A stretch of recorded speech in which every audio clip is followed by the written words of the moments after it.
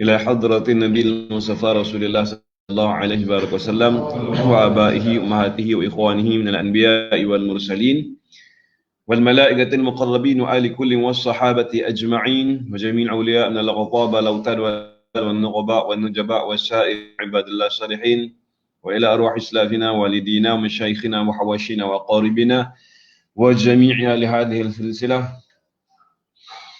والمسلمين والمسلمان والمؤمنين والمؤمنات خصوصا إلى حضرة الإمام أبو عبد الله محمد بن يوسف السنوسي إن الله تغشم برحمة والمغفرة وإن المحل وينفعنا بعلومه بأسرار وأنوار ونفحات بركات في الدين والدنيا والآخرة بزر الفاتحة أعوذ بالله من الشيطان الرجيم بسم الله الرحمن الرحيم الحمد لله رب العالمين الرحمن الرحيم مالك يوم الدين إياك نعبد وإياك نستعين اهدنا الصراط المستقيم صراط الذين أنعمت عليهم غير المغضوب عليهم ولا الضالين آمين.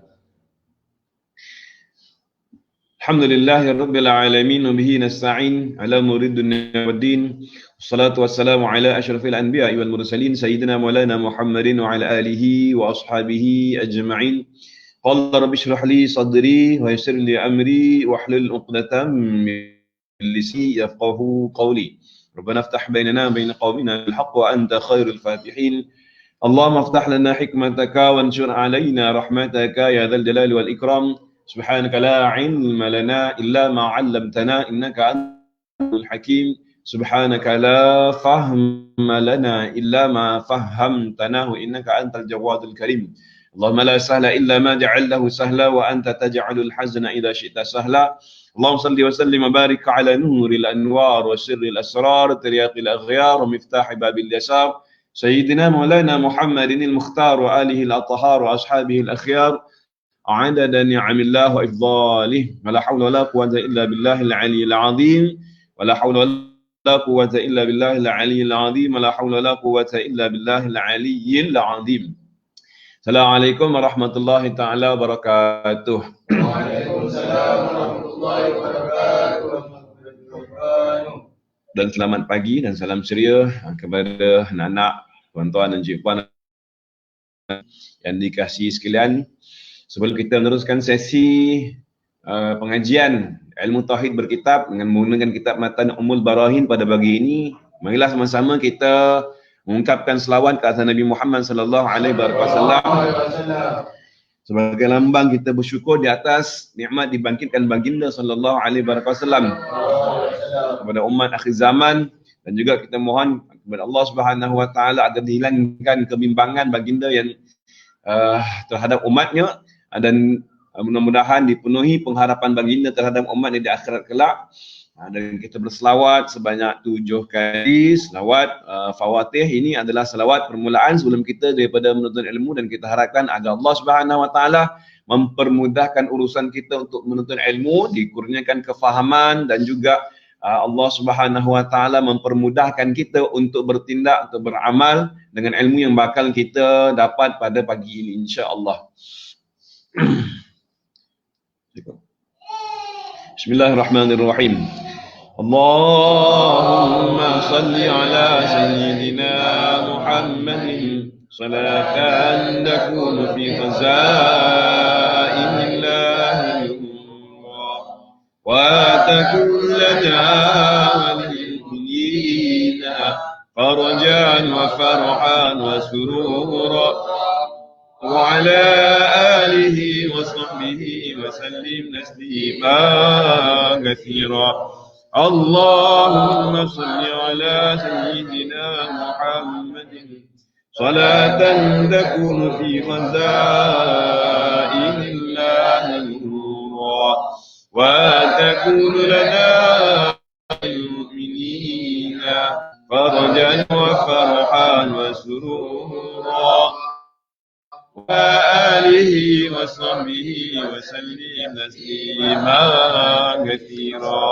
اللهم صل على سيدنا محمد صلاة تكون فيها إلا نورا وتكون لنا للمؤمنين فرجا وفرحا وسرورا وعلى آله وصحبه وسلم تسليما كثيرا. اللهم صل على سيدنا محمد صلاة تكون في خزائن الله نورا وتكون لنا وللمؤمنين فرجا وفرحا وسرورا وعلى آله وصحبه وسلم تسليما كثيرا. اللهم صل على سيدنا محمد صلاة تكون في خزائن الله نورا وتكون لنا وللمؤمنين فرجا وفرحا وسرورا وعلى آله وصحبه وسلم تسليما كثيرا. اللهم صل على سيدنا محمد صلاة تكون في خزائن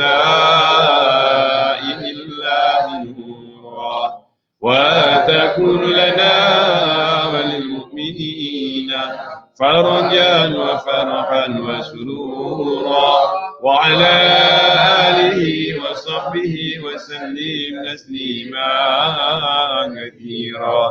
اللهم صل على سيدنا محمد صلاة تكون في خزائن الله نورا وتكون لنا وللمؤمنين فرجا وفرحا وسرورا وعلى آله وصحبه وسلم تسليما كثيرا. Alhamdulillah, alhamdulillah, wa syukurillah, masya Allah kana, ma lam yasha' lam yakun, wa la hawla wa la quwwata illa billahil aliyyil azim. Alhamdulillah, sekali lagi syukur kita ke hadirat Allah Subhanahu wa taala, tuan-tuan dan puan dan anak-anak dikasihi sekalian. Kerana pada pagi ini insya-Allah kita akan menyambung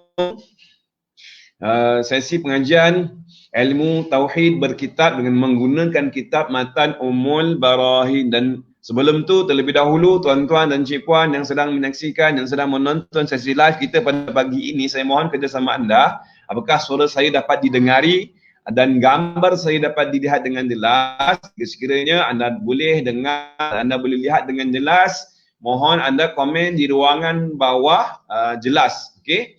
Dan jangan lupa juga tuan-tuan dan cik puan sekalian untuk tekan button like, tekan button love dan share serta kongsikan sesi yang berlangsung pada pagi ini tuan-tuan dan cik puan sekalian kepada ke dalam grup, ke dalam FB personal anda dan juga ke dalam grup-grup yang anda sertai. Mudah-mudahan dengan perkongsian anda kepada mana-mana saja yang anda kongsikan akan mendapat perhatian daripada Allah Subhanahu wa taala, dan semoga Allah Subhanahu wa taala juga akan mengurniakan ganjaran kepada anda yang melipat kali ganda seperti mana dikurniakan kepada mereka yang berkongsi. Baik, insya-Allah pada pagi ini sekali lagi tuan-tuan dan cik puan, dan jangan lupa juga untuk tagkan nama rakan-rakan anda.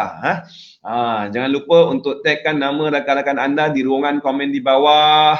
Mudah-mudahan jika sekiranya mereka berkelapangan masa ataupun mungkin mereka belum mempunyai masa pada pagi ini, pada petang-petang sikit ya, kalau dan pada waktu tengah hari tak kira masa mereka berkelapangan, insya-Allah dengan anda berkongsi sesi kita pada pagi ini tuan-tuan dan cik puan, mudah-mudahan mereka alert, mereka sedar tentang kewujudan sesi di mana sesi ini adalah untuk kita nak membincangkan kembali tentang topik yang berkaitan dengan akidah Islamiyah, pegangan prinsip yang sebagai yang perlu yang wajib diketahui oleh setiap umat Islam yang telah yang mencukupi syarat ya untuk tahu.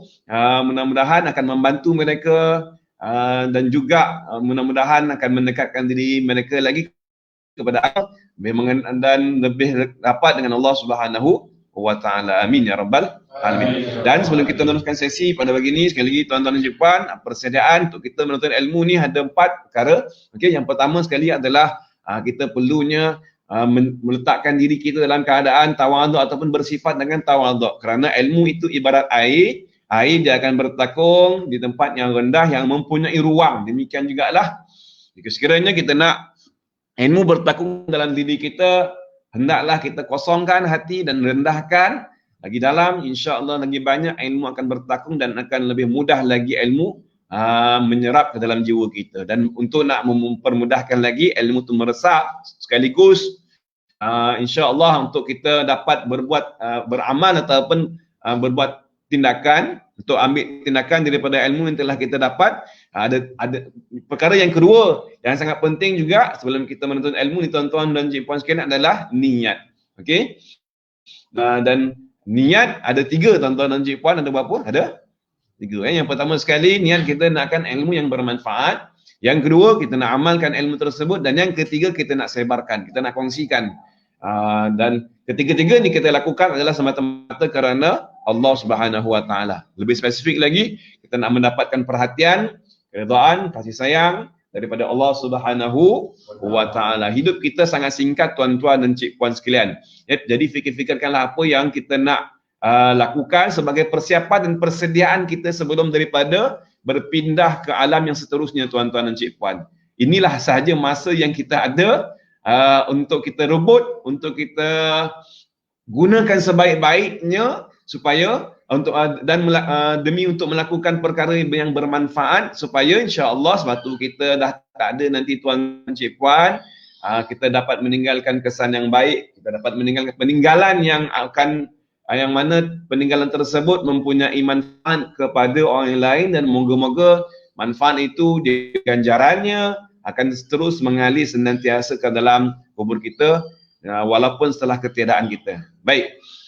Alhamdulillah. Itu yang kedua, persiapan yang kedua. Yang ketiga tuan-tuan dan cik puan, fikiran dia dan sangkaan dia ada kaitan dan dia akan memberikan kesan kepada perasaan kita. Kalau kita bersangka baik, insya-Allah kita akan fikir yang baik dan kita akan rasa yang baik. Jadi, fikirkan yang baik-baik tuan-tuan dan cik puan, dan fikiran ni dan fikiran dan sangkaan ini dia bermula dengan niat. Kerana itu pada peringkat permulaan tadi saya kongsikan kepada anda, yang kedua tadi adalah niat, dan insya-Allah dengan kita kekalkan dan kita fikirkan, insya-Allah pada pagi ini kita akan dapat ilmu yang bermanfaat. Pada pagi ini, selepas ini insya-Allah Allah Taala akan mempermudahkan kita untuk beramal, dan selepas ini Allah Subhanahu Wa Taala mempermudahkan kita untuk kita berkongsi kepada yang lain-lainnya. Baik. Dan yang keempat, last but not least tuan-tuan dan cik puan, sentiasa berdoa pada Allah Subhanahu Wa Taala, kerana ilmu adalah hak milik mutlak Allah Subhanahu Wa Taala.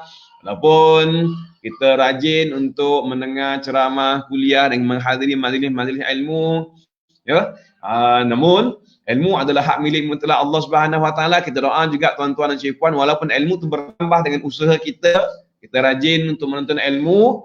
Sekali lagi, ilmu hak milik mutlak Allah Subhanahu Wa Taala. Kita boleh tahu tuan-tuan dan cik puan, namun kefahaman itu adalah kurniaan, semata-mata kurniaan daripada Allah Subhanahu Wa Taala. Lalu kita berdoa pada Allah Taala agar ditambahkan lagi ilmu yang bermanfaat dan direzekikan kefahaman. Rabbi zidna ilma warzuqna fahma. Dan jangan juga lupa tuan-tuan dan cik puan, kita doa juga agar sentiasa kita mendapat circle yang positif dengan wa alhiqna bis salihin. Ya, dihubungkan kita kita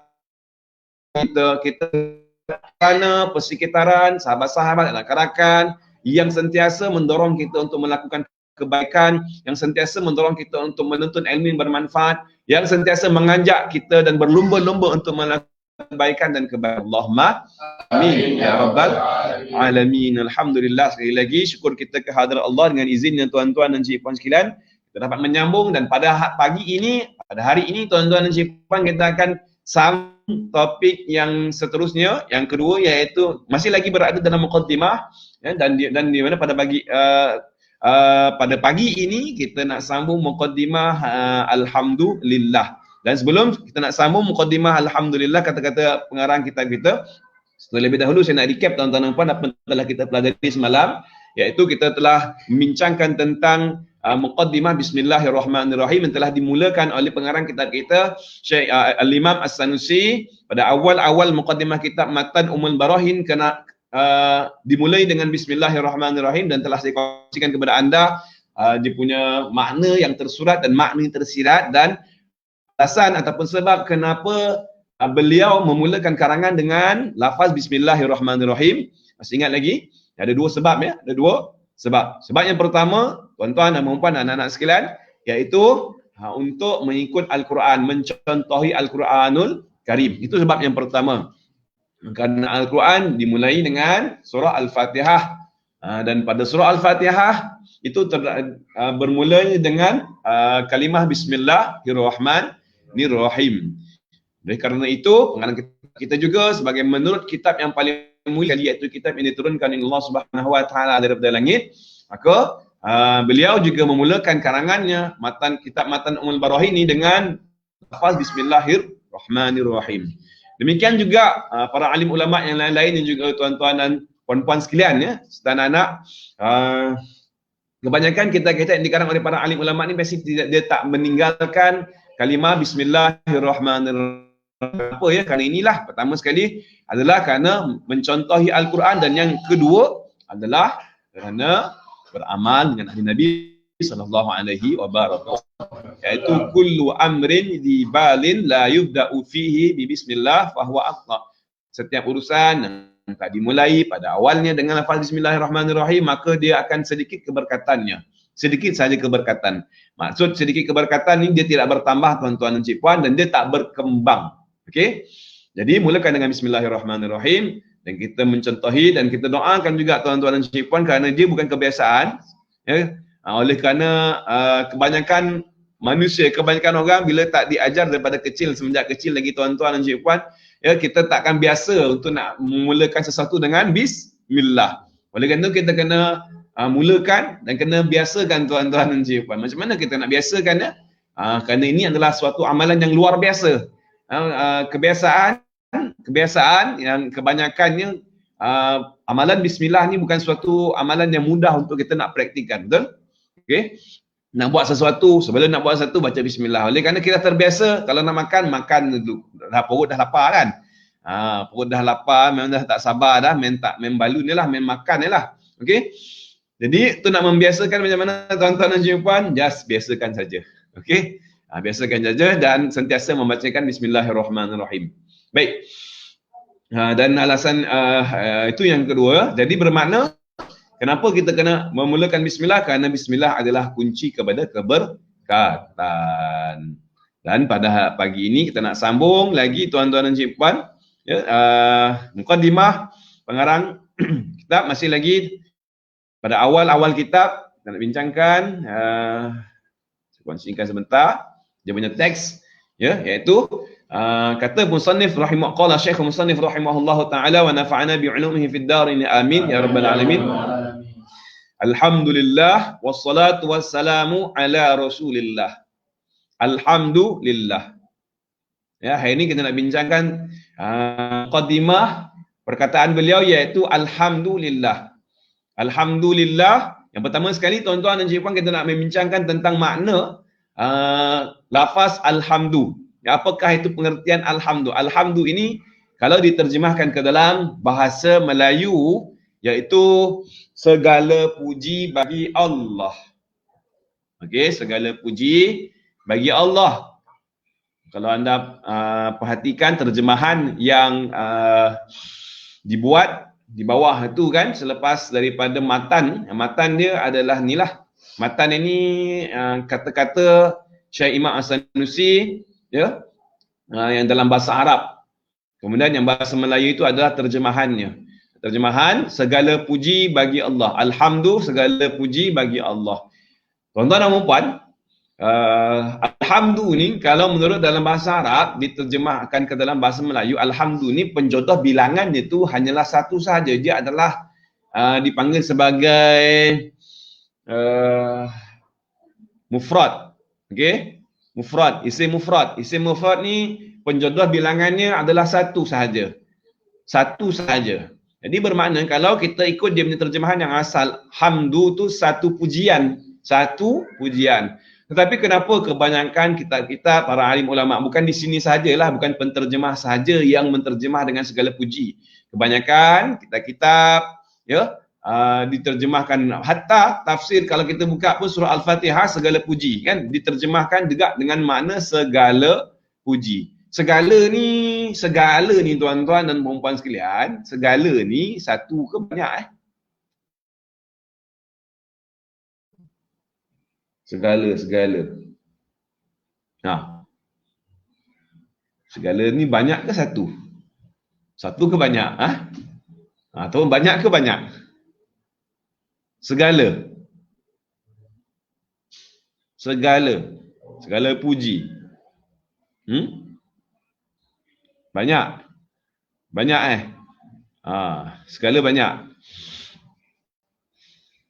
Tapi kenapa diterjemah segala sedangkan alhamdulillah itu lah kata dia adalah isim mufrad. Isim mufrad ni mana kata dia bukan kata jamak. Segala ni kata jamak. Okey? Kenapa diterjemah dengan perkataan segala? Berapa ramai nak tahu? Okey? Itu yang pertama. Kenapa persoalan ni kenapa diterjemahkan dengan segala? Segala puji. Baik. Itu yang pertama alhamdulillah segala puji, lillah lam lil milki. Lam tu kalau diterjemahkan ke dalam bahasa Melayu bagi. Bagi ni kalau menurut ilmu nahwu dia ada banyak banyak pengertian. Ya. Dan di sini boleh digunakan pakai pengertiannya adalah yang pertama sekali milik ataupun mukhtas. Al-mukhtasu lillah. Alhamdulillah tertentu ataupun khas Allah Subhanahu wa taala sahaja. Pengertianlah. Ada lam lil manfaah, banyak. Lam ni ada banyak pengertian. Walaupun dia kalau diterjemahkan ke dalam bahasa Melayu tu bagi sahaja, bagi. Namun makna yang tersirat di sebalik lam tu bagi tu dia ada banyak. Ada bagi yang menunjukkan makna pemilikan. Pemilikan. Pen ni bagi saya. Pen ni saya punya. Tu bagi saya makna kata saya punya lah. Pen ini adalah bagi saya, milik saya. Ni kalau dalam bahasa Arab lah. Okey. Dari yang mana tertentu. Makna yang tertentu khas untuk seseorang. Ataupun makna manfaat, hujjatul lana. Hujjatul lana. Jadikanlah hujjah. Al-Quran ini dijadikan hujjah. Jadikanlah Al-Quran ini sebagai hujjah yang bermanfaat. Bermakna pembela kepada kita. Bukan hujjatun alaina kalau alaina lil mudarrah. Iaitu pendakwa. Jadi lam ada pelbagai makna di sini yang sesuai dengan pakainya adalah pemilikan. Milik, hak milik mutlak pujian itu adalah Allah, kepada Allah Subhanahu wa taala. Ataupun hanya tertentu. Khas buat Allah Subhanahu wa taala. Baik, jadi banyak ya. Ada banyak itu makna lam tertentu bagi Allah. Dan kita kembali balik kepada persoalan tadi. Kenapa alhamdulillah tu diterjemahkan dengan makna segala puji. Ya, segala puji. Kerana alif lam tu kalau menurut kaedah ilmu nahwu, alif lam tu adalah alif lam jenis. Alif lam adalah mempunyai alif lam linsi. Alif lam mewakili jenis. Ataupun dia mempunyai pengertian jenis-jenis. Sebab tu diterjemahkan dengan makna segala puji. Kerana pujian-pujian ni dia ada pelbagai jenis tuan-tuan dan puan sekalian. Ada berapa jenis Ada berapa jenis? Ada 4 jenis. Anda boleh catat ya. Mata ni di ruangan komen di bawah untuk membantu rakan-rakan kita yang lain, mempermudahkan mereka supaya mereka juga dapat ilmu yang bermanfaat. Hasil daripada perkongsian anda dah ringkaskan, anda mempermudahkan urusan mereka tuan-tuan dan puan. Mudah-mudahan anda juga akan dipermudahkan urusan Allah Subhanahu wa taala untuk mendapat kefahaman. Okey? Baik, jangan lupa sama ada anda nak catat nota dalam kertas ataupun buku-buku ya, dan saya sangat sarankanlah kalau anda ada pen dengan kertas, sila catat nota ataupun ilmu ni dalam kertas ataupun dalam buku tuan-tuan dan cikgu. Kerana ilmu dia ibarat seperti binatang yang liar. Okay? Ilmu adalah seumpama binatang yang liar. Al-ilmu, kata hukama, al-ilmu katuyur. Ilmu tu seumpama burung. burung yang berterbangan, bukan senang kita nak tangkap burung. Betul ya tuan-tuan dan puan-puan sekalian? Bukan senang kita nak tangkap burung. Jadi macam mana bila kita dah dapat tangkap, bila kita dah dapat macam mana kita nak tangkap ilmu tuan-tuan dan puan sekalian, tangkap kalau burung bukan mudah. Bila kita dah dapat tangkap, ya, kita kena ikat. Al-ilmu katuyur. Al-ilmu katuyur. Wal kitabatu. Nah, dan tali pengikat dia adalah tulisan. Macam mana al-ilmu katuyur, illam tangkap faterbang perak. Ini gabungan bahasa Arab dengan logat Patani. Al-ilmu katuyur, ilmu seumpama burung, illam tangkap faterbang perak. Kalau sekiranya anda tak tangkap, maka dia akan berterbangan lah. Tu faterbang perak. Dia akan terbang lah. Kalau bahasa Negeri Sembilan, kalau apa logat Negeri Sembilan dia, terbang perak. Habis mana kata terbang perak ni, dia akan lari dia akan lari kalau kita tidak tangkap. Dan kata-kata dalam patah Arab dia kata al-ilmu saydun, kalau kita betul qaid. Ilmu itu adalah umpama binatang buruan yang liar. Tulisan itu adalah tali pengikat dia. Qaidaka fil hibalil wasitah, dia suruh kita catat qaid suyudaka, ikat binatang buruan anda itu dengan tali yang kuat. Bermakna tulisan yang jelas yang boleh kita baca, ya, insya-Allah binatang itu akan mudah untuk kita nak tambat, kita nak ikat. Bila kita dah tambat, tuan-tuan dan cik-puan kena jinakkan pula lah tu proses untuk kita nak menjinakkan ilmu, okey? Tapi untuk nak menangkap dulu, untuk nak menangkap ilmu ni, dia kena adanya tulisan. Okey, dia kena ada pen dengan buku. Baik. Tangkap ya. Anda boleh catat. Dia ada 4 jenis pujian. Okey, ada 4 jenis pujian. Jenis alif lam tu alif lam lil jinsi, alif lam jenis, okey, alif lam lil jinsi, dan ada 4 jenis pujian. Baik, pujian yang pertama, jenis pujian yang pertama, pujian Allah Subhanahu wa taala bagi dirinya.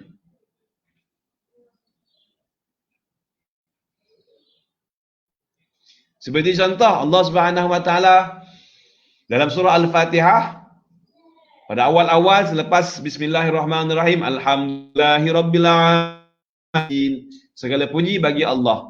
Jadi perkataan ini, kalam ini tuan-tuan dan puan-puan, dia adalah perkataan Allah Subhanahu wa taala. Dan dalam perkataan Allah Subhanahu wa taala itu terdapatnya makna yang di mana Allah Taala memuji dirinya sendiri. Segala puji bagi Allah. Okay, itu pujian yang pertama. Puji Allah bagi dirinya sendiri. Allah Ta'ala memuji, Allah Ta'ala puji bagi dirinya sendiri. Puji Allah bagi dirinya sendiri. Yang kedua tuan-tuan dan puan-puan sekalian. Yang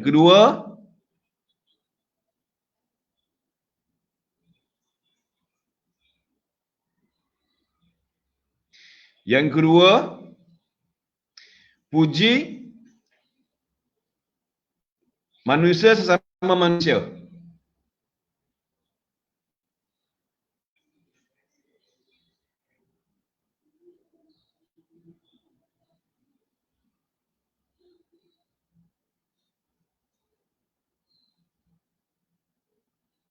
Puji manusia sesama manusia itu pujian yang kedua. Yang ketiga,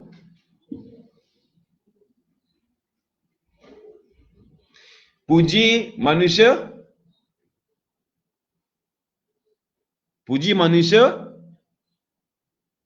kepada Allah.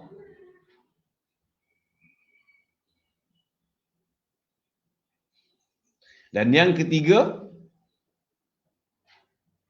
puji Allah kepada manusia. Sekali lagi ya. Okey, ada 4 jenis pujian, Puji yang pertama sekali, puji Allah bagi dirinya. Yang kedua, puji Allah Ta'ala bagi manusia. Yang ketiga, puji manusia bagi manusia. Dan yang puji manusia bagi Allah. Dia susunan ni doesn't matter, tuan-tuan dan puan, mana dulu mana kemudian tak mengapa. Okey.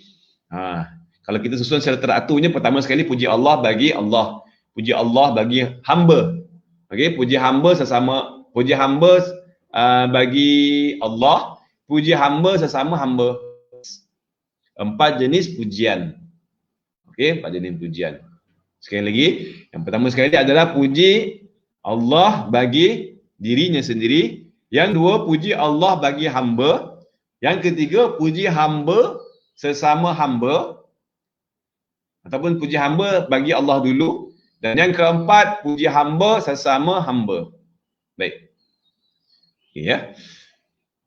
Itu jenis pujian. Ataupun kalau dalam bahasa kitab dikongsikan oleh Muhammad Iqbal Fajrin, ya. Puji bagi Qadim, puji Qadim bagi Baharu, puji Baharu bagi Qadim, puji Baharu bagi Baharu. Kalau bagi orang yang baru mungkin akan agak apa sikit lah. Janggal istilah ni. Okey, Qadim apa Qadim? Qadim tu maksudnya Allah Subhanahu Wa Taala. Manakala Baharu itu adalah makhluk ataupun hamba. Lebih tepat sekali hamba, kerana yang memuji ni adalah manusia kan. Manusia sama manusia. Binatang mana mungkin dia akan puji kita, tuan-tuan dan puan, ya. Binatang tak puji. Malaikat pun mungkin akan memuji. Okay, malaikat boleh jadi malaikat, jin dan manusia, 3 sahaja. Maksud Baharu tu 3 sahaja. Kerana tu lebih tepat sekali adalah hamba. Kerana hamba boleh jadi itu malaikat, hamba itu adalah jin dan hamba itu adalah manusia. Okay, terima kasih Cik Puan Rashidah Asmani. 4 jenis pujian Allah bagi dirinya. Yang kedua, puji manusia sama manusia. Yang ketiga, puji manusia kepada Allah. Yang puji Allah kepada manusia. Okay, betul ya. Baik. Contoh telah saya nyatakan tadi. Pertama, puji Allah bagi dirinya, iaitu firman Allah, Alhamdulillahirabbil alamin, ya, segala puji bagi Allah.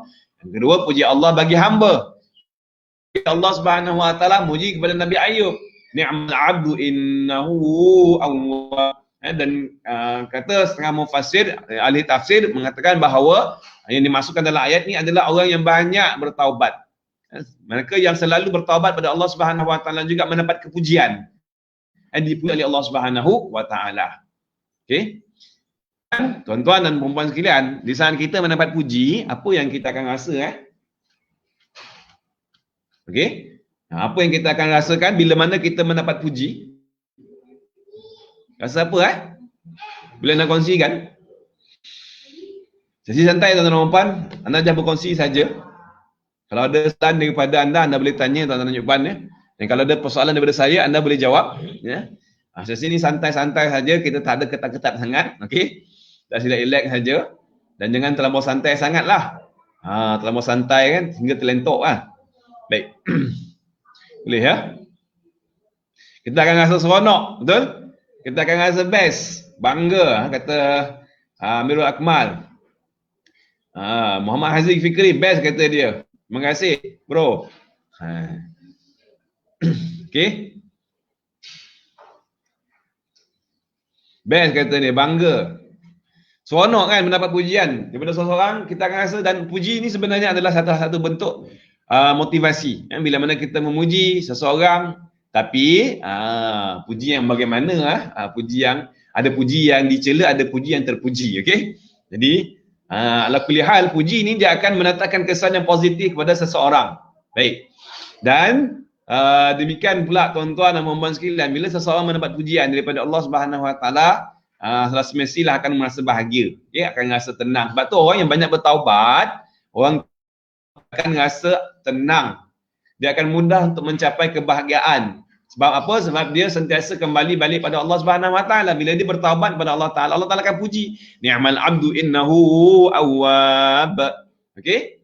Baik. Itu jenis puji yang kedua tadi kan. Jenis puji yang ketiga, puji hamba sesama hamba, ataupun puji manusia sesama manusia. Dan yang keempat, puji manusia kepada Allah. Seperti kita mengungkapkan Alhamdulillah, kita pujikan akan Allah Subhanahu Wa Taala. Tuan-tuan dan puan, kerana tu dinamakan, kerana tu diterjemahkan Alhamdulillah, segala puji. Segala puji ini ulama mengkategorikan jenis pujian. Dan keempat, dan ini tak termasuk. Demikian juga tuan-tuan dan puan, ini pujian, bukan hanya pujian Bukan hanya pujian manusia, bukan hanya pujian jin, bukan hanya pujian malaikat, bahkan alam yang memuji Allah Subhanahu Wa Taala. Okey, cuma kita tak fahamlah bahasa dia. Okey, kita tak faham ungkapan yang digunakan oleh binatang-binatang memuji Allah Subhanahu Wa Taala, bertasbih pada Allah Subhanahu Wa Taala. 4 jenis pujian ni tuan-tuan dan puan, sama ada kita puji sama kita puji Allah Taala, Allah Taala puji hamba puji Allah Ta'ala puji dirinya. Keempat-empat ni tuan-tuan dan puan, dia kembali balik lillah. Keempat-empat pujian ini adalah hak milik mutlak Allah. Jadi bagi seseorang yang mana kalau dia faham tentang hakikat pujian ini, inilah hakikat puji. Bila kita dipuji, seseorang yang telah dipuji, maka kalau kita sedar tentang hakikat pujian ini, insya-Allah kita tak leku diri. Okey? Barulah pujian tersebut akan memotivasi dan merangsang dia untuk melakukan kebaikan. Baik.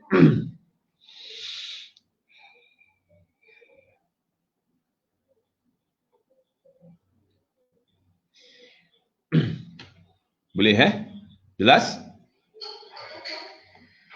Jelas tuan-tuan dan puan? Jelas, senyap ya? Jelas ke jelas? Jelas. Baik. Itu makna puji. Puji adalah alhamdu, maknanya pada terjemahan adalah segala puji. Dan apa beza je? Ada satu lagi perkataan yang biasa kita dengar, iaitu syukur. Syukur ya. Betul? Syukur. Dan apa beza antara syukur dan puji apa beza syukur dengan puji? Puji ini adalah bahagian daripada syukur. Puji adalah bahagian satu part daripada syukur. Ya. Manakala syukur ni tuan-tuan dan puan, syukur ini dia punya pengertiannya kalau menurut istilah, iaitu kita menggunakan balik nikmat-nikmat yang Allah Subhanahu Wa Taala telah kurniakan kepada kita. Saful abdi li ajli ma khuliqalah. Gunakan balik nikmat-nikmat yang Allah Subhanahu Wa Taala berikan kepada kita dari hujung rambut sampai hujung kaki. Kita gunakan nikmat ini bagi purpose, tujuan yang sepatutnya, yang dikehendaki oleh pencipta kita. Seperti mata untuk apa? Mata untuk melihat kepada kebaikan, mata untuk berbakti dan berkhidmat. Dan semua sekali ini adalah penggunaan nikmat-nikmat tu adalah kepada makna penghambaan. Itu maksud dia. Kegunaan anggota badan, segala nikmat daripada hujung rambut sampai hujung kaki itu, dia mempunyai tujuan mengabdikan diri sebagai hamba. Oleh kerana kita hamba tuan-tuan dan puan, kita bukannya tuan. Okay, kita bukan pencipta, kita bukan creator. Kita adalah kejadian. Okay, dibuat. Tuan-tuan dan puan, di saat manusia itu membuat kereta, sebenarnya apa guna kereta Apa kegunaan kereta? Untuk berjalan dah ada kereta, nak berjalan apa lagi? Berjalan-jalan. Di saat kita buat meja, apa guna meja Untuk nak meletak buku, kitab. Okey? Bila manusia buat telefon, apa guna telefon Apa guna telefon? Untuk nak berkomunikasi. Senang nak menghubungi, senang nak telefon dekat mak ayah yang jauh kan. Teman-teman teknologi ni senang kita nak belajar. Baik. Bila manusia buat baju, apa guna baju Pakai. Nampak tak? Setiap ciptaan manusia tu dia ada dia punya fungsi, betul? Dia ada dia punya peranan. Bila manusia buat sesuatu, dia ada kegunaan dia tuan-tuan dan puan. Bukan satu yang sia-sia. Okey? Bukan dia hanya buat kereta ni sebagai perhiasan. Aku buat perhiasan, bawa balik rumah, letak dalam almari. Muat ke? Kalau kita mainan lah. Okey? Beli motor besar-besar, bukan main cantik, bukan murah, betul letak dalam rumah. Letak dalam store, tak nak pakai. Okey? Jadi kalau berlaku macam ni tuan-tuan, orang panggil apa tu? Salah guna. Okey? Dia tak menggunakan peralatan tu dengan sepatutnya. Jadi takkan tahan lama. Kita beli makanan. Untuk apa? Untuk makan. Suara tak selari dengan gerakan mulut. Lain. Mungkin lain, okey? Internet. Saya cuba tukar kejap.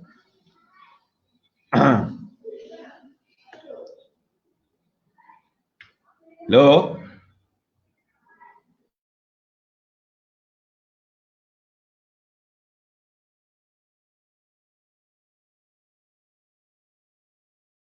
Nafas, duduk tegak, tarik nafas dalam. Tahan dan lepaskan. Tarik nafas dalam. Tahan dan lepaskan. Tarik nafas dalam. Tahan dan lepaskan. Sama-sama tuan-tuan dan puan, ikut saya. Sama-sama anak-anak ya. Sapu-sapu gosok-gosokkan tangan. Gosokkan laju. Ya. Lepas tu letak dekat mata, okey? Sekali lagi gosok laju. Bila adanya gosokan, adanya rasa apa ada rasa haba. Panas adalah haba. Haba adalah tenaga. Jadi kalau kita dah lemau, letakkan kat mana tuan-tuan dan puan? Letakkan dekat muka. Okey, kalau muka dah lemau, letak kat muka, okey? Kalau badan dah lemau, letak kat badan lah. Okay, sekali lagi. Gosok-gosok tangan, letakkan pen atas. Okey, gosok laju. Bagi kat orang sebelah pula. Tanya orang sebelah. Kau okey ke? Alright. Jadi boleh kita teruskan tuan-tuan dan puan.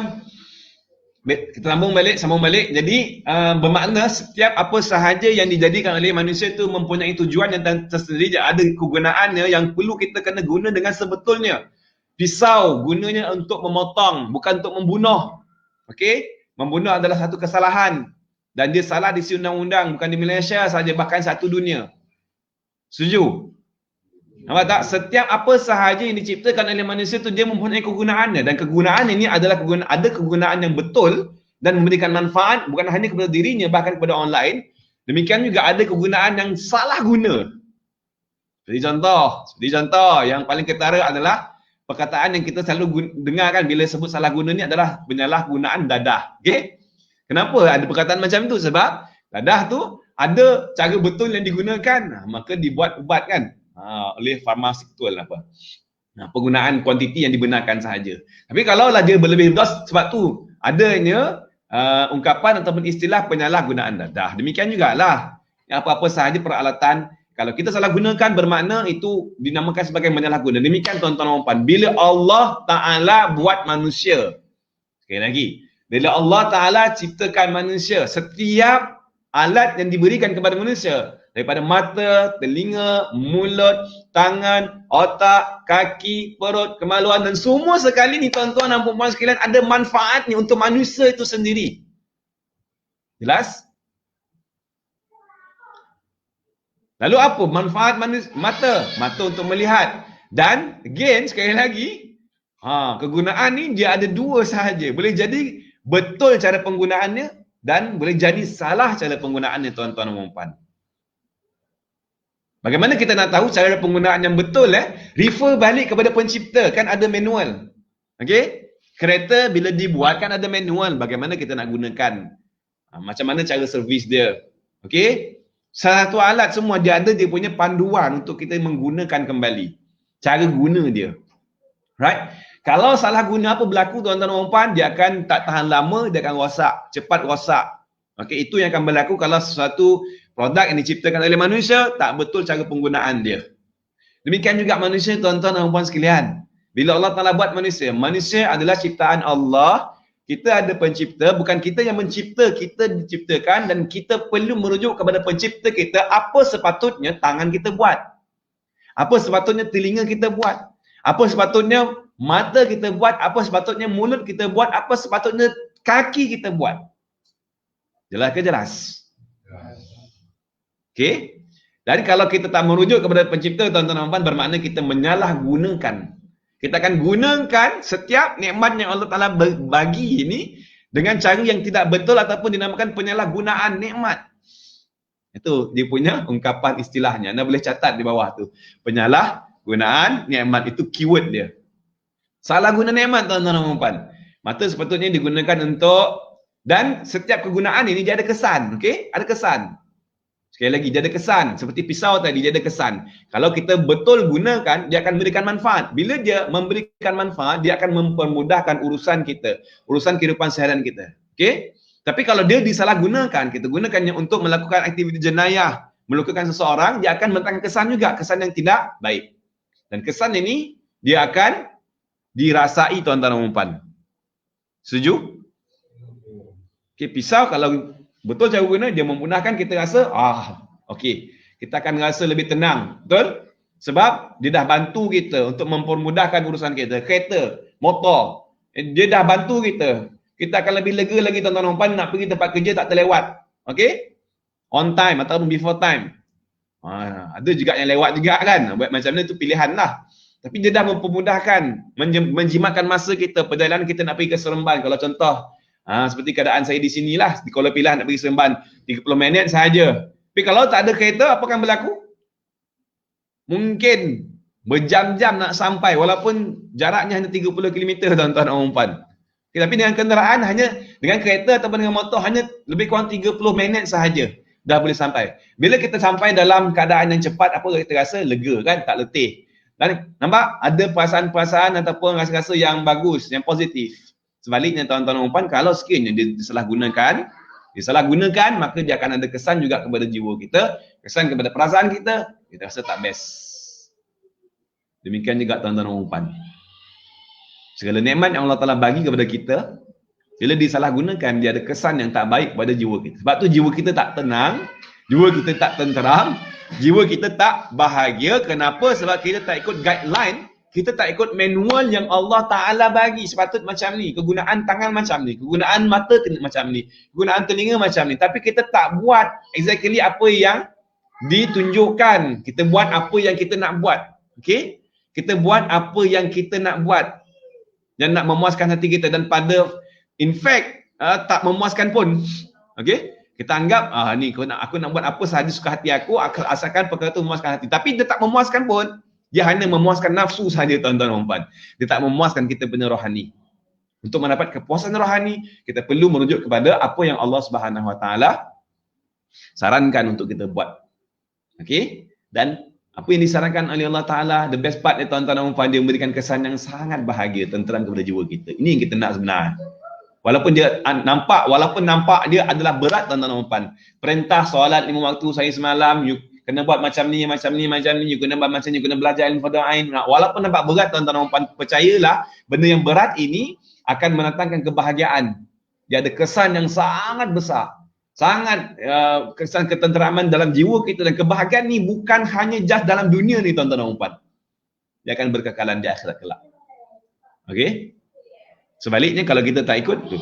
Baik, jadi kembali kepada istilah ini yang dinamakan, dan apabila kita menggunakan nikmat yang Allah Taala berikan kepada kita dengan cara yang betul, the way, apa yang dikehendaki oleh Allah Subhanahu Wa Taala, apa yang diperintahkan Allah Taala, inilah dikatakan syukur. Are you clear? Jelas ke jelas? Jelas. Okey, itu baru dikatakan syukur. Jadi syukur ni kita gunakan segala nikmat yang diberikan oleh Allah Ta'ala bagi tujuannya secara spesifik.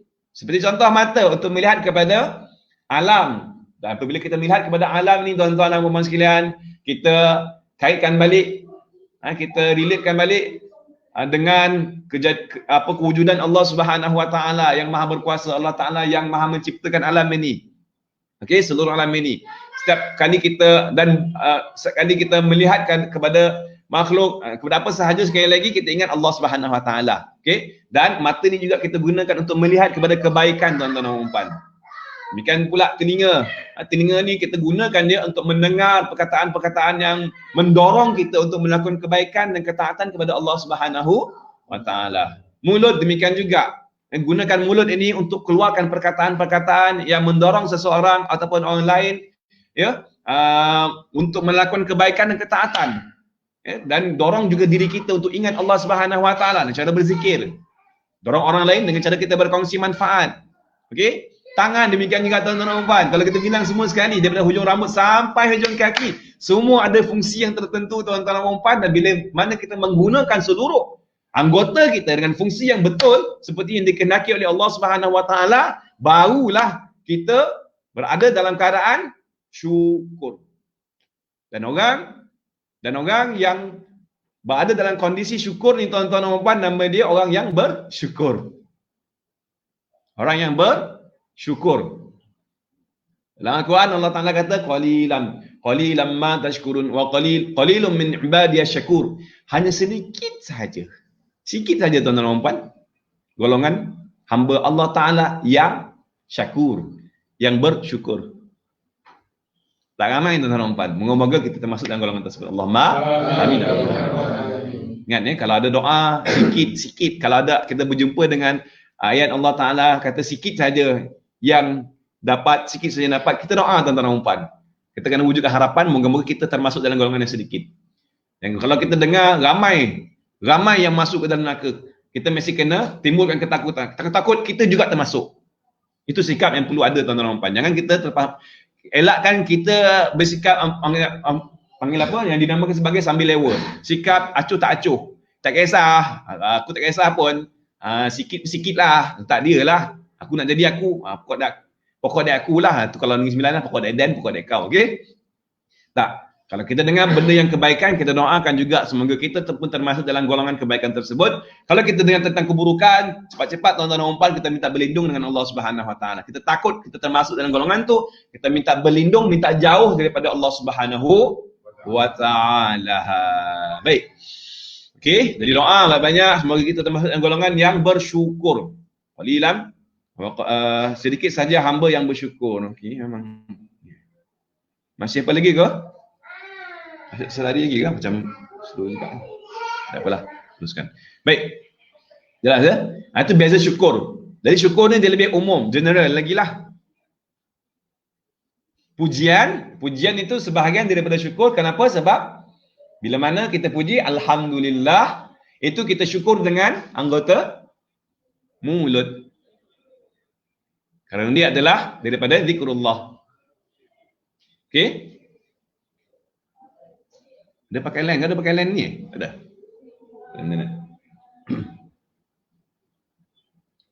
Okey, boleh ke boleh? Boleh. Belajar sesuatu? Belajar. Sekali lagi, puji ni, jadi kesimpulan tuan-tuan dan puan, puji adalah bahagian daripada syukur.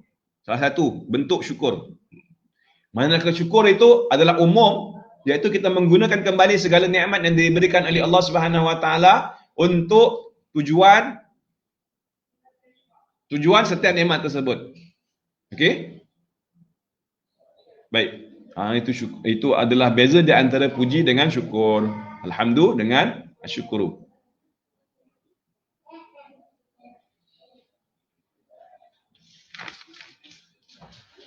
Dan kenapa pula pengarang kitab kita mulakan dengan setelah beliau memulakan dengan lafaz Bismillahirrahmanirrahim dan selanjutnya disambung pula dengan Alhamdulillah. Kenapa tuan-tuan dan puan? Kerana dua alasan juga. Ada dua sebab kenapa pengarang kitab kita dia mulakan dia pada awal muqaddimah ini dia datangkan juga lafaz Alhamdulillah. Alasan yang pertama kerana mencontohi, sebab yang pertama ataupun alasan yang pertama kerana mencontohi Al-Quranul Karim. Sama jugalah. Ya, Al-Quranul Karim memulakan dalam surah Al-Fatihah kan, lepas Alhamdulillahirabbil alamin, Bismillahirrahmanirrahim, Alhamdulillahirabbil alamin. Okey. Dan sebab yang kedua ataupun alasan yang kedua kenapa dimulakan dengan bismillah, kerana terdapat juga hadis Nabi SAW menjelaskan bahawa kullu amrin dhibalin la yubda'u fihi bilhamdallah. Setiap urusan, setiap apa sahaja perkara yang kita lakukan tapi tak diawali dengan alhamdulillah, maka akan sedikit keberkatan. Qalilul barakah. Terputus, asal makna terputuslah. Aqta ataupun qalilul barakah. Ai qalilul barakah, sedikit saja keberkatannya. Jadi kerana itu tuan-tuan dan puan, kita mulakan kedua-duanya, bismillah dan alhamdulillah. Bekal dia bercanggah dengan hadis yang dibacakan tadi yang telah saya kongsikan semalam, dia tak bercanggah sama sekali, bahkan kita boleh himpunkan kedua-duanya. Okey, boleh dihimpunkan kedua-duanya dan kita, okey, thank you. kasih, jazakallah khair. Kita himpunkan kedua-duanya tuan-tuan dan puan dan kita mulakan dengan bismillah, alhamdulillah. Bismillahirrahmanirrahim, alhamdulillah. Okey, kita nak minum, ni. Macam air yang anak saya hantar tadi ni lah. Alhamdulillah. Minum sekejap, bismillah. Bismillahirrahmanirrahim, alhamdulillah. Pada awal ya, bismillah. Alhamdulillah. Kebiasaan kita minum bismillah, kita sudahi dengan alhamdulillah. Tapi ini permulaan ni kita awali juga dengan alhamdulillah. Okey. Dan ada beza antara bismillah dan alhamdulillah. Kedua-duanya adalah permulaan juga. Dengan lagi bismillah tu dinamakan sebagai permulaan idhafi, permulaan hakiki. Bismillah adalah permulaan hakiki, manakala alhamdulillah adalah permulaan idhafi. Again Bismillah adalah permulaan hakiki, manakala alhamdulillah permulaan idhafi. Apa maksud dia tuan-tuan dan puan? Bismillah, sebelum pengarang kita memulakan karangan beliau dan penulisan beliau, perkongsian beliau dalam kitabnya, beliau memulakan dengan bismillah. Tak ada apa-apa kan sebelum bismillah, tengok. Dia tidak ada, kata pendahuluan tu diawali dengan bismillah terus. Okey? Terus dimulakan dengan bismillah. Jadi bila mana dimulakan bismillah, kerana tu nama dia permulaan hakiki.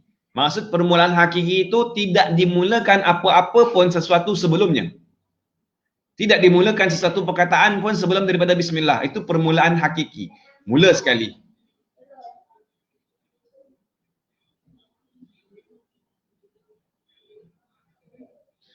Dan setelah mana dimulakan dengan lafaz bismillahirrahmanirrahim, next word, perkataan seterusnya adalah alhamdulillah. Dan alhamdulillah ni juga adalah permulaan kali yang kedua tuan-tuan dan puan, anak-anak sekalian. Dan permulaan kali yang kedua ni dinamakan sebagai permulaan idhafi. Apa idhafi? Sandaran. Permulaan yang disandarkan kepada bismillah.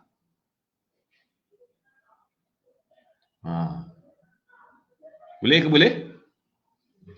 Permulaan hakiki, permulaan idhafi. Itu kalau dalam bahasa Arab lah. Hakiki ni maksud apa? Hakiki ni permulaan yang sebenar, iaitu tidak ada apa-apa pun yang dimulai pada mula-mulanya sekali, iaitu dengan hanya kecuali dengan bismillah. Dan permulaan idhafi, permulaan sandaran iaitu dimulakan sekali lagi tetapi setelah daripada bismillah. Okey? Sebarang kegiatan yang tidak dimulakan dengan bismillah, maka ianya akan menjadi sedikit keberkatan sahaja. Betul. Terima kasih Cik Puan Rashidah Semani. Jazakallah khair. Hanya sedikit sahaja golongan yang bersyukur. Terima kasih. Syukur kita gunakan segala nikmat diberikan oleh Allah Ta'ala. Tuan Masyarin, kita menyalahgunakan nikmat yang Allah Ta'ala bagi. Elakkan, mudah-mudahan kita terselamat. Ya Allah. Penyalahgunaan nikmat, maka ada kesan yang tidak baik pada jiwa dan perasaan kita. Betul. Terima kasih kepada tuan-tuan dan puan yang telah berkongsi, okey. Tuan Muhammad Iqbal, Fajrain, bismillah permulaan hakiki sebenar sebab tak dimulai dengan sesuatu sebelumnya. Alhamdulillah permulaan idhafi, ini permulaan sandaran, ada permulaan sebelumnya yang betul, iaitu bismillah. Okay, thank you so much. Jazakumullah khairan katsiran wa khairul jazak. Kepada rakan-rakan, sahabat-sahabat yang telah berkongsi nota dalam ruangan komen di bawah, saya ucapkan jutaan terima kasih. Semoga Allah Subhanahu Wa Taala berikan balasan terbanyak buat tuan-tuan dan puan rakan-rakan yang telah berkongsi, dan semoga Allah Taala membukakan lagi kefahaman bagi anda yang berkongsi. Dan niatkan perkongsian kita adalah semata-mata untuk membantu each other, ta'awun, bantu membantu. Okey? Alangkah bahagianya, alangkah indahnya hidup ni dengan bila mana adanya tolong menolong, bantu membantu, ingat mengingat sesama sendiri. Kerana kita nak seorang saja buat benda yang baik dan tuan-tuan, bukan kita seorang saja nak masuk ke dalam syurga, dan kita nak ajak lebih ramai lagi. Okey? Sebab tu kita kena banyak kongsi tuan-tuan dan puan. Dan hidup tak singkat. Sekali lagi saya ulang, kehidupan kita singkat sahaja. Bukan tak singkat Kehidupan kita singkat sahaja. Kita tak tahu berapa lama kita hidup tuan-tuan dan puan. Jadi gunakan masa yang berbaki yang dengan perkara-perkara yang bermanfaat yang terbaik tuan-tuan dan puan. Asal supaya kita tak menyesal tuan-tuan dan puan. Ya, bila kita menyesal dalam kubur nanti, kita akan sesal. umur panjang Allah Ta'ala bagi, tapi kita kurang buat benda yang manfaat, kita kurang kongsi. Kalau kita tak dapat buat benda yang manfaat sekalipun, tuan-tuan dan puan, zaman teknologi seperti saya dah kongsikan sebelum ini, hanya semudah anda sharekan sahaja perkara-perkara yang bermanfaat di wall FB anda. InsyaAllah kalau adalah di kalangan rakan-rakan anda yang terkesan dengan sebab anda, InsyaAllah itu pun sudah memadai, tuan-tuan dan puan. Kita duduk dalam kubu pun dah senang. Okey? Itu antara asbab lah, antara sebab. Dan selebihnya kita kena buat jugalah, tuan-tuan dan puan. Ni kita nak kembangkan manfaat. Kembang untuk manfaat untuk diri kita, kita selalu banyakkan istighfar. Banyakkan selawat kata Nabi SAW. Baik. Jelas ya? Kalau jelas, tuan-tuan dan puan, kita pun dah sampai di penghujung. Jadi apa yang kita pelajari pada hari ini, tuan-tuan dan puan sekalian, saya nak ringkaskan. Itu kita belajar tentang bagaimana memulakan sesuatu urusan tu dengan Alhamdulillah, iaitu permulaan yang kedua setelah mana Bismillahirrahmanirrahim. Kedua-duanya mempunyai keberkatan dan dia adalah kunci kepada keberkatan. Apa berkat? Berkat sekali lagi, berkat bertambah, berkat dia berkembang. Itu berkat. Ziyatul khair. Kebaikan itu akan semakin bertambah, kebaikan itu semakin berkembang. Seperti contoh kita senyum, bila kita senyum bukan kita sahaja yang dapat perasaan yang best, orang yang lihat senyuman kita juga akan terkesan, betul? Itu yang itu adalah analoginya, itu adalah contoh berkat. Ataupun seperti semalam saya kongsikan telefon satu, anda kongsikan sesi ini, 10 telefon lain dah dapat tengok, dapat tonton sebabkan telefon anda share, yang lain dapat tengok, maka telefon tu dah jadi bermanfaat, berkat, tuan-tuan dan puan. Okey, itu berkat. Baik, itu pertama. Jadi mulakan bismillah dengan alhamdulillah kerana dia adalah kunci keberkatan. Dan alhamdulillah ni tuan-tuan dan puan, dia adalah merupakan pujian kita kepada Allah Subhanahu Wa Taala, yang di mana segala puji, apa saja pujian yang mungkin yang kita lamparkan, yang pujian semua hamba-hamba ni adalah hak milik mutlak Allah Subhanahu Wa Taala. Kenapa? Sebab kita hamba, kita adalah makhluk. Yes, daripada hujung rambut sampai hujung kaki semua sekali Allah Ta'ala bagi, Allah Ta'ala ciptakan. Ya, maka apabila kita buat suatu kebaikan, kita dapat pujian, tuan-tuan dan puan, itu adalah hak milik mutlak Allah Subhanahu Wa Ta'ala. Dan pujian dan alhamdulillah ni adalah permulaan idhafi, iaitu disandarkan kepada Bismillahirrahmanirrahim. Saya sekadar tu dahulu pada pagi ini, tuan-tuan dan puan, perkongsian. Kalau anda ada apa-apa soalan yang boleh diajukan, ya, apa saja pertanyaan, ya, dan apa saja perkongsian yang anda nak kongsikan, dipersilakan tuan-tuan dan puan kepada anak-anak. Okey, dalam masa 5 minit kot. Okey, saya bagi masa kepada anda tuan-tuan dan puan. Kalau ada sebarang pertanyaan, kita nak raikan dalam tempoh 5 minit. Ada soalan Ada soalan ke?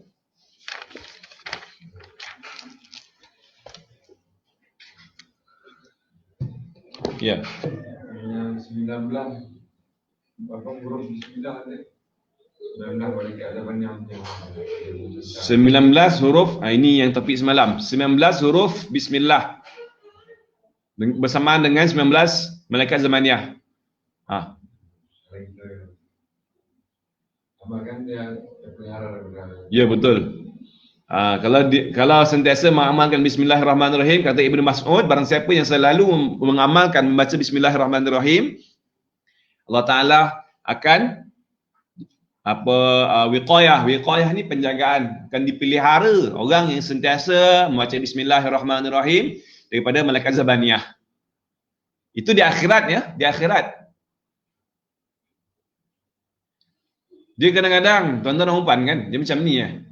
Kadang sebelum seseorang itu pergi satu tempat kan, dia mesti ada rasa betul. Kalau kita nak pergi satu tempat yang menyeronokkan, dia ada feel dulu, betul tak? Kita nak pergi mana? Malam ni, petang ni kita nak pergi PD ya. Ataupun petang ni kita nak besok kita nak pergi Langkawi ya. Wah. Sebelum pergi kita rasa rasa seronok kan? Seronok. Baik. Satu lagi situasi, bulan depan kau kena naik mahkamah. Kes apa? Ada orang nak saman.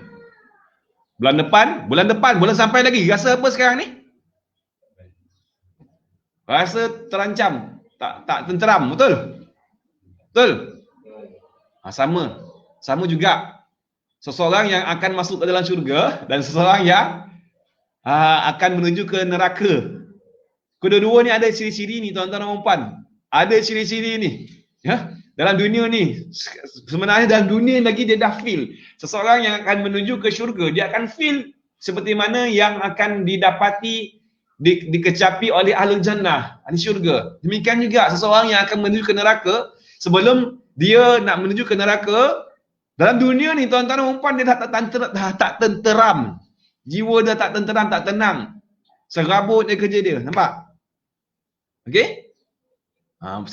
Dan ini bukanlah confirmation, bukanlah dia kita jatuhkan hukum. Kalau kau rasa tak tenang, kau ahli neraka. Kalau kau rasa bahagia, kau ahli syurga. Tak, bukan. Maksud saya, kita belum pergi lagi, tapi kita dah feel, betul? Macam mana kita nak buat? Ubahlah feel tu. Itu saja. Macam mana kita nak buat feel? Bacalah Bismillahirrahmanirrahim. Bismillahirrahmanirrahim. InsyaAllah feel akan berubah, tuan-tuan dan puan. Sebab tu kita digalakkan untuk banyakkan zikir. Kita nak ubah balik feel. Feel yang tak tenang, feel yang tak tenteram, feel yang jiwa kacau. Serabut, ada masalah. Dunia ni sempit, rasa sempit. Kita ubah feel tu. Kita ingat balik Allah. Astaghfirullah. Selawat kata Nabi. Allahumma salli ala sayyidina Muhammad wa ala ali sayyidina Muhammad. Allahumma salli ala sayyidina Muhammad wa ala ali sayyidina Muhammad. Selawat zikir sehingga feel kita berubah, tuan-tuan dan puan. Allah Taala ubahkan rasa kita rasa tenang, kita berbahagia, tenteram. Insya-Allah kita the way menuju on track ke syurga Allah. Right? Itu maksud dia.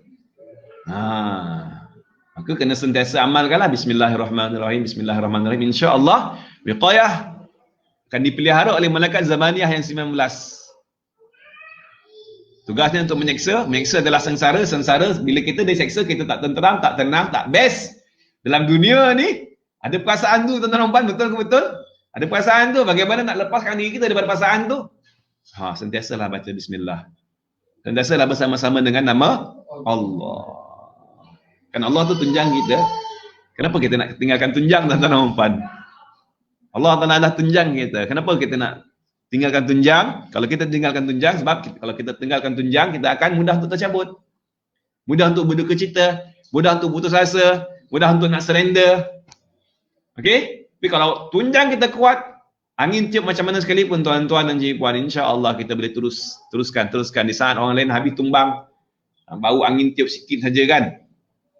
Akal belum kuat lagi, baru tanam 3 tahun belum makan balak lagi kan. 4 tahun dah mula cabut kan. Sayang tuan-tuan dan puan. Istimewanya akal toge kan. Akal toge seminggu 2, baru seminggu 2. Dah tak sanggup. Boleh faham ke? Faham tuan-tuan itu contohlah analogi dia akal. Baik. Soalan lain? Ada ke? Next. Tuan-tuan dan puan nak tanya ke? Yang sedang menonton sesi live ni, kalau ada soalan, jangan malu dengan sesi dulu tuan-tuan dan puan, anda boleh tanyakan sebarang persoalan. Yang mana saya dapat jawab, saya bantu untuk memberikan penjelasan, insya-Allah saya akan jelaskanlah. Soalan?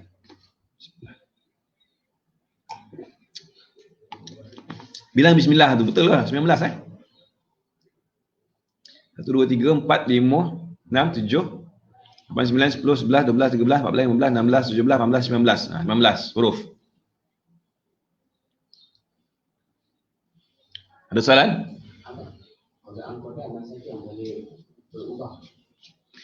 Baik. Soalan ni qadak dan qada mana satu boleh berubah Qadak dan qada, qadak filem. Qadak dan qadar. Qadak. Qadak biasa kan? Orang Melayu biasa sebut qadak tu biasa, simple. Itu kebiasaan. Oleh kerana sebutan tu menjadi kebiasaan tu tak menjadi kesalahan lah. Kalau ikutkan sebutan yang sebenarnya adalah qadak. Qadak ni ketentuan. Qadak adalah ketentuan. Manakala qadar adalah pelaksanaan. Qadar asal dia kudrah kuasa. Kuasanya ini pelaksanaan ketentuan Allah Subhanahu Wa Taala, iaitu bila selari dengan ketentuan sampai masa dengan kekuasaan Allah Subhanahu Wa Taala satu tu berlaku. Jadi soalan tadi mana satu yang boleh berubah Maksud berubah tu apa? Kalau ikutkan ketentuan itu dah tak berubah, ketentuan pada azali. Namun ada ketentuan yang bahaskan oleh ulama, iaitu ketentuan yang dia berubah dengan sebab. Asalnya ketentuan ini dia tak berubah. Kalau kita ditentukan banyak tu lah. Kalau semenjak kita dalam perut mak lagi, jodoh, rezeki, apa lagi? Rezeki, jodoh, mati, satu lagi? Empat perkara ni ditandakan. Bahagia ataupun celaka. Saadah ataupun syaqawah. Bahagia, buntung ataupun sebaliknya. Empat benda ni dah ditentukan oleh Allah Subhanahu Wa Taala. Tinggal lagi kita, soalan ni, kita tahu ke tak tahu? Tahu ke ketentuan berapa banyak kita rezeki yang kita akan dapat? Tahu ke jodoh kita dengan siapa? Tahu ke kita bila kita nak mati? Tahu ke kita ni sama ada orang yang bahagia ataupun sebaliknya? Tak tahu kan? Bila kita tak tahu sebenar, kita pun tak tahu sama ada qada tu berubah ke tidak. Itu dalam ilmu Allah Subhanahu Wa Taala. Cuma perbahasan ni berdasarkan merujuk kepada beberapa hadis Nabi SAW mengatakan la yaradul qada illa du'a. Tidak qada itu tertolak kecuali dengan doa. Maksudnya kalau ada suatu ketentuan yang tak baik, itu akan terangkat dengan sebab doa. Dan dalam riwayat yang lain dengan sebab sedekah. As-sadaqatu tadfa'ul balaya. Bala ni ada satu ketentuan Allah Ta'ala. Allah Ta'ala dah tentukan. Tetapi seseorang di saat dia bersedekah, Allah Ta'ala angkat bala. Jauhkan dia. Patutnya kau ditandakan hari ni kau naik motor pergi ke hospital, kau accident kat depan traffic light. Contoh, tiba-tiba sebelum nak keluar, teragak nak sedekah dekat kawan. Sedekahlah. Sedekah kutiau. Kungfu. Contoh makanan pun, walaupun makanan ni kan. Okey? Apa ni? Tak packing lagi?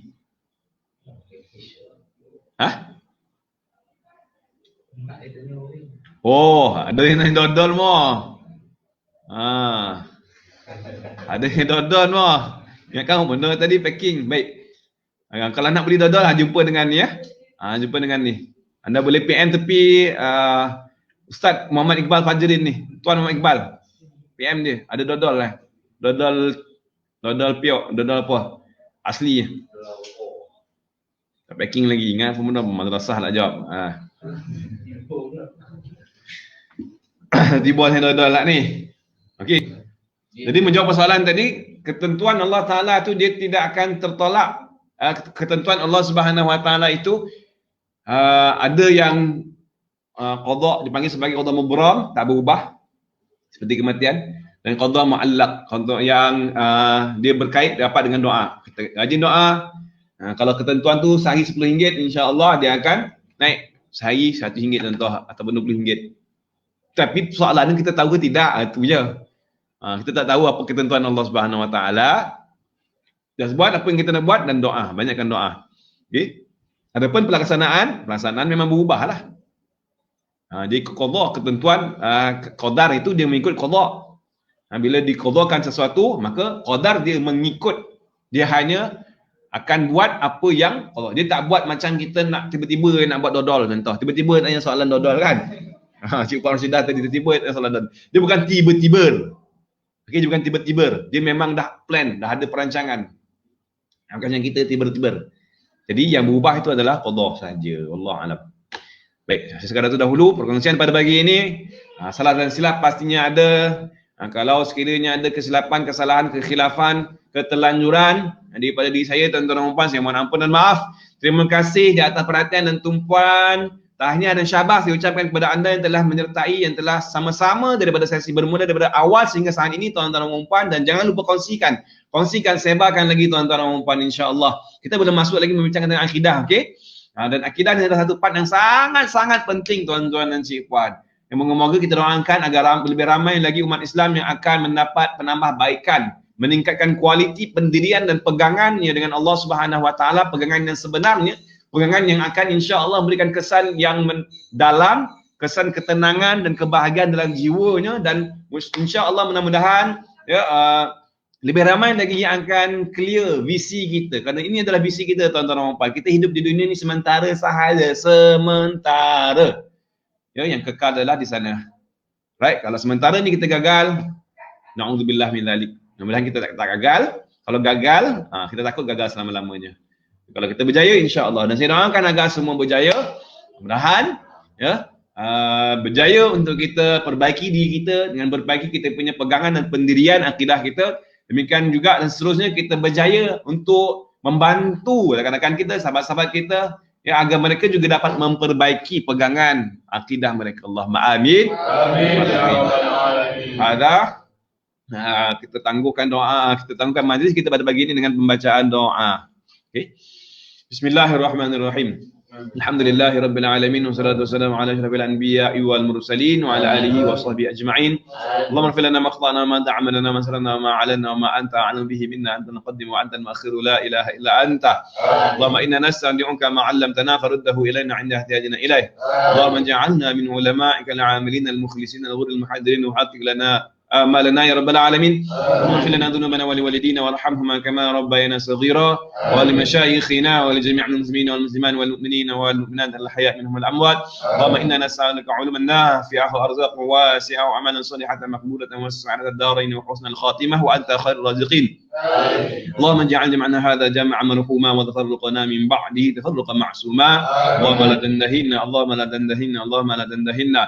ربنا وانفعنا بما علمتنا ربنا علمنا الذي ينفعنا ربي فقهنا وفقه أهلنا وقربات لنا في ديننا مع أهل الكفر أنت وذاك ربي وفقنا ووفقهم لما ترتضي قولا وفعلا كرما وارزق الكل حلالا دائما وآخلا أتيا علما نظى به الخير وانفاء كل شر ربنا وأصلح لنا كل الشؤون وقنا بالرضا منك العيون واقضي عنا ربنا كل الديون قبل أن يأتينا نسل المنون واغفر واستر أن أكرم من ستر وصلاة الله تمشى المصطفى من إلى الحق دعانا والوفاء في كتاب فيه للناس شفاء وعلى الآل الكرام الشرفاء وعلى صحب المصابيح الحمد لله. Wa iyyakum wa iyyaki. Terima kasih sekali lagi kepada rakan-rakan yang telah menyertai. Terima kasih juga kerana telah mengucapkan amin. Barakallah wa iyyaka syifan darun najwa. Dan semua rakan-rakan, sehingga kita berjumpa lagi, kita tangguhkan dengan tasbih kafarah dan surah Allah subhanakallahumma bihamdik. Asyhadu an la ilaha illa anta astaghfiruka wa atubu ilaik. Bismillahirrahmanirrahim. Wal 'asri innal insana lafi khusr illa alladhina amanu wa 'amilus shalihat wa tawasaw bil haqqi wa tawasaw bis sabr. Qul qawli hadha wa astaghfirullahal azim li wa lakum. Assalamu alaikum warahmatullahi wabarakatuh. Waalaikumsalam warahmatullahi wabarakatuh.